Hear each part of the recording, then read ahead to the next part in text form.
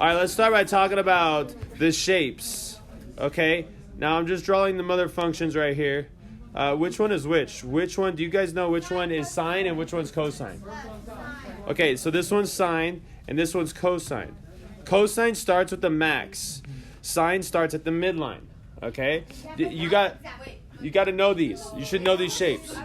So when you guys see this, you probably thought this was sine right away. Yes. Because that would make a lot of sense. Yes. Because sine starts on the midline, and that's where this one starts. Correct. But because sine and cosine are technically the same curves, just shifted over. They're technically like this is the same curve. It's just shifted over. If I shift this, if I shift this guy right here over this way, then he would look just like cosine, wouldn't he? Dude, that's bananas. Yeah, it's crazy. That's where we get to cofunction identity. Cosine of theta is the same as sine of theta minus pi over 2, or you could say pi over 2 minus theta. Okay, both are the same. Okay, they're going to give you the same result. That's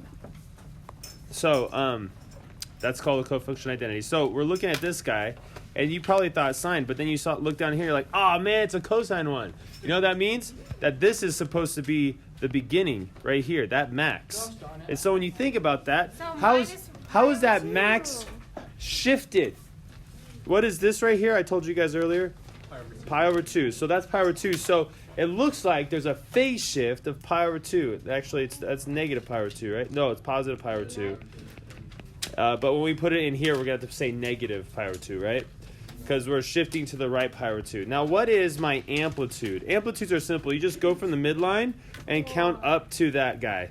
Or you count down to that guy and you just do the absolute value of that. What is that? 4. It's 4. Okay. So I'm going to put 4 right here. Right here. And then what is my period? What's my period of this dude? Now, you guys can choose. You can choose whichever thing you want to count from. We can go from max to max, or we can go from minimum to minimum, or we can go from midline to when it completes. What does it complete? 2 pi. Okay, this one actually would be the easiest one to look at, from midline to that midline, when you start repeating yourself again. Counting from here to here, that's kind of hard because I don't really know what that number is right there. Okay, so I know that the period is 2 pi, which is kind of great. That means this is 1 right here. I don't have to worry about multiplying or anything like that. So because my phase shift is pi over 2, we're going to go negative pi over 2. We do not change our midline. Our midline stays at 0, but our amplitude is 4. Now, some of you guys are getting really tricky. I know you. I know what you're thinking right now. What if I made this point the point that used to be right here? Then you would change it just ever so slightly. You would say negative 4 cosine x, and then you would say positive pi over 2 plus 0. You're like, wait, what the heck? What the heck? Okay, now watch. Why? What would plus pi over 2 do? What would the shift be?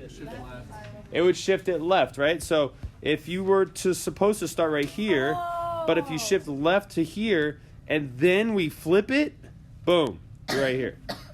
Okay. You see how that worked? Yeah. That was a good question. I'm going to put that in the video. They said, how do you know this is 1? Because normally if you want to find the period for sine or cosine, you have to find omega. Omega is what multiplies to the x, right? Okay, so since we know that the period is 2 pi for our graph up here, okay, that's the period. What would we have to divide 2 pi by to get that? Well, the answer is 1. That's why I put 1 right here. For the y-intercept, it's 0. It's right there. That's pleasant. The x-intercept's not so pleasant. Looks like there's a lot of them. Plus or minus. Okay, so you can do this if you wanted to.